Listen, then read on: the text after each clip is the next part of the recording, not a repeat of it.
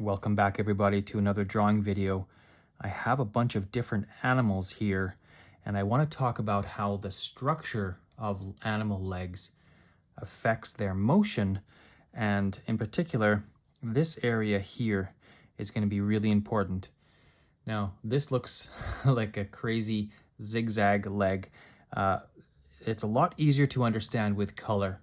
So let me just go ahead and tell you where the major bones are that correspond between animals. So this first leg that I'm coloring is a human. This is a human leg.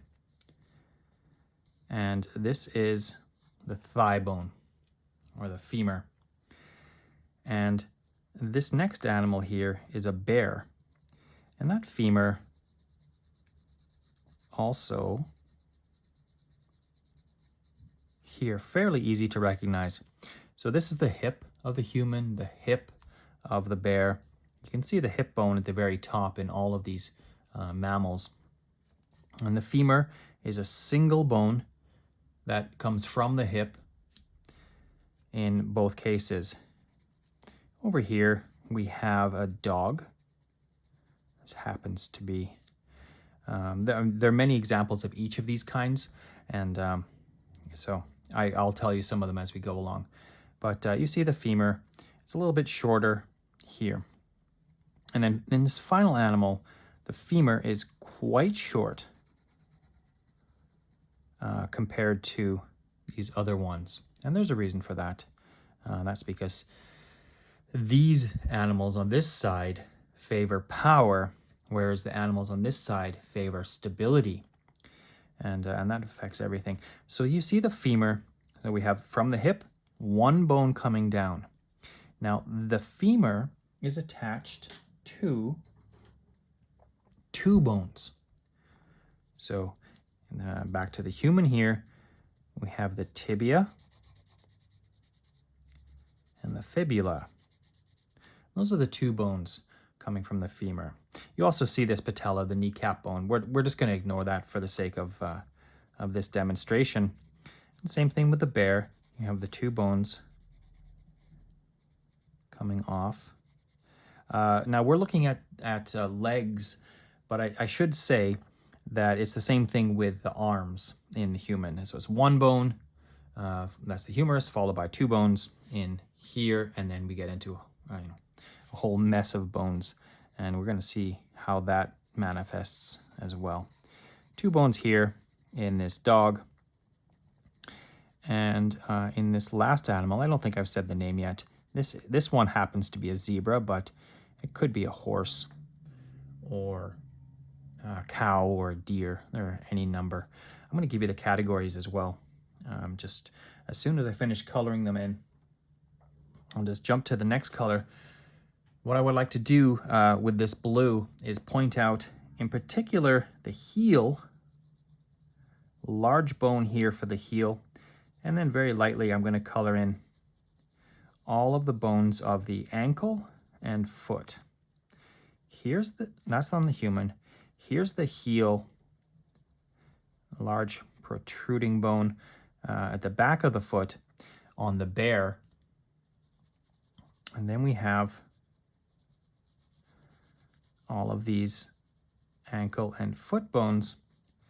I'm not going to color in the claws because that's something a little special, and we'll get to that in a moment. Here's the heel on the dog, and then we have these foot bones. For the completionist, I should say that the ankle bones are called tarsals, and then the foot bones that make up the majority of your foot are called metatarsals, and then your toe bones are called phalanges. But you don't need to know that if you're just a casual drawing student. Okay, now when we look at this here, we see something quite interesting. So this heel is all the way up here. And then you see all of those tarsals and metatarsals all the way down to here. Everything except that. So this is the foot. These are all foot bones, actually. in the zebra and the horse and the deer and the cow. And then for my final color, in this case red, what I'm going to do in the human, I'm just going to put a little mark there to show the the toenails on the top. And for the bear, we'll color in those claws. Now these are not bones, strictly speaking. These are claws and toenails and hoofs. They're made out of a material called keratin. So not bones, they're not calcified. They're not, they sort of are part of the skeleton, but they're not bones. They're calcified, they're made of keratin. So toenail here, right at the end of the toe, and the bear you have the claws, and on the, what were we working with here, dog. I was trying to think if we did a cat or a dog, but it doesn't matter because they're roughly the same. On the dog, you have the claws, and then this one's quite interesting. On the horse or the zebra, you have this huge toenail, basically, here. So now let's get into the major differences. These four skeletons actually represent 3 different groups.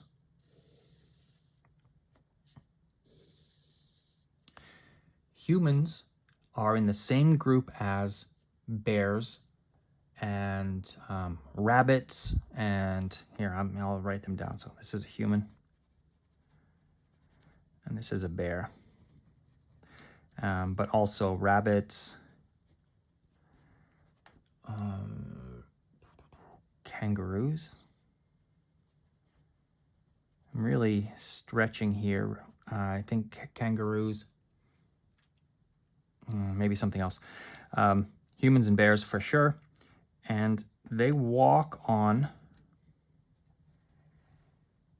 their entire, all of they're flat-footed, basically. They walk on all of these foot bones.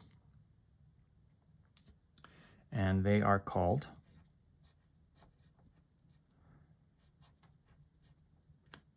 Plantigrade. So these are the 3 kinds of mammals, and the first kind is the plantigrade. They use all of their foot. The heel touches the ground. This is the crucial part. The heel touches the ground in plantigrade mammals. Okay. Now, between the plantigrade and the most extreme one, you have something kind of in the middle ground. And these are the Digitigrade. And you see the word digit in here. That's like a finger or a toe is a digit. So these ones, Digitigrade mammals, walk on part of their foot, but not all of their foot. And specifically, the heel is well off the ground, so they walk on part of their foot. They might have pads. So this is cats and dogs. This skeleton here happens to be a dog. What else? Oh, crucially, birds. And then because of birds, we also have dinosaurs.